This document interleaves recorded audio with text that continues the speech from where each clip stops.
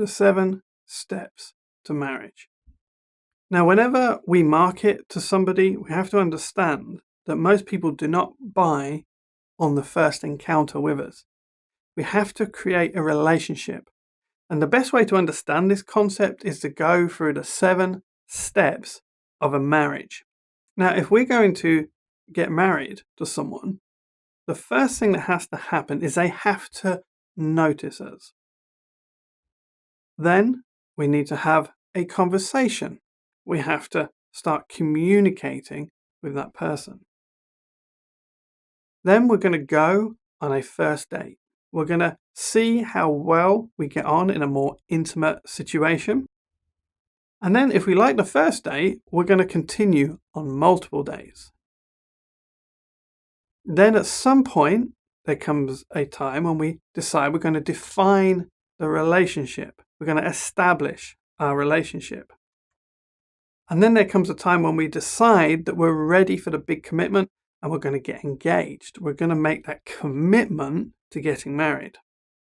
And then we're going to get married. Now, with social media marketing, we get noticed and we can start on a conversation. And then going on a first date is getting them to come back to our website. And then we're going to want them to come to our website on multiple dates. And then at some point, we're going to ask them to establish their relationship with us. So we might ask them to sign up to our newsletter list. And now we've established a relationship where we're saying we can have much more personal communication now.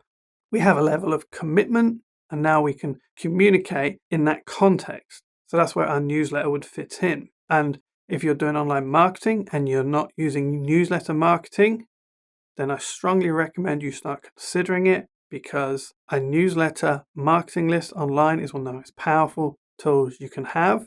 But once you've established your relationship, there comes a point where you get engaged. Now, an engagement is where someone comes to you and the first time they come to you, they are going to buy a product. Now, typically when they buy a product, they're going to want to buy what we call a gateway product. If you're selling a product that's $3,500 or £3,500, that's a really, really, really big, that's a marriage level commitment. So if you sell a product that's maybe £100, let's just give you an example. You've got a web consultancy and you sell the design and implementation of websites. You might have an all singing, all dancing e-commerce package for £3,500. And they come to your site and that's too big a commitment. Yes, we've got a relationship. We've been on dates. You've given me interesting stuff and content and I've been coming back to your website to read what you have to say. But you're really asking for a big marriage here. So I might have another product, say a marketing checkup for £95 or $95. I'm going to look at your marketing and write a full report with suggestions on where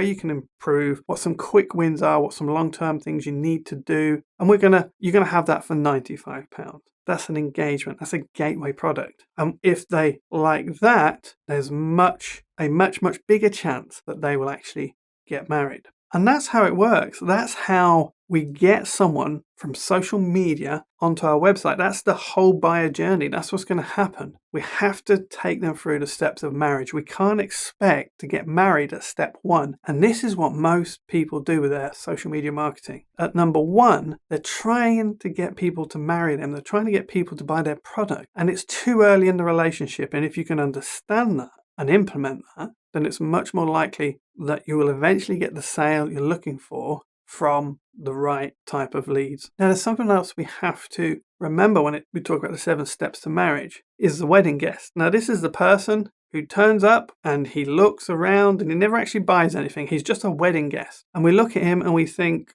so that we've done all this effort, he's never bought from us. But one of the things about the wedding guest, and we're going to talk about SEO in another module, but one of the things about the wedding guest, he comes on your site and he's going from page to page, he's looking at different stuff and he comes back on a regular basis and he visits. Google see that traffic and that is telling them that people find this website useful and relevant. So he starts to pay for the content you're giving him by providing you SEO value, by providing you with value because he's on your website and he's traffic. And obviously, we're not talking about one person here, we're talking about multiple people. The more traffic, the more click-throughs, the more people consume your stuff. Google are watching that, and now they're going to return that higher in search because they're going to say popular content is solving the problem for this keyword or these keywords. Therefore, we're going to deliver this in search. So even when people are not buying from us, if we get them back to our website, the wedding guest will actually benefit us. So you don't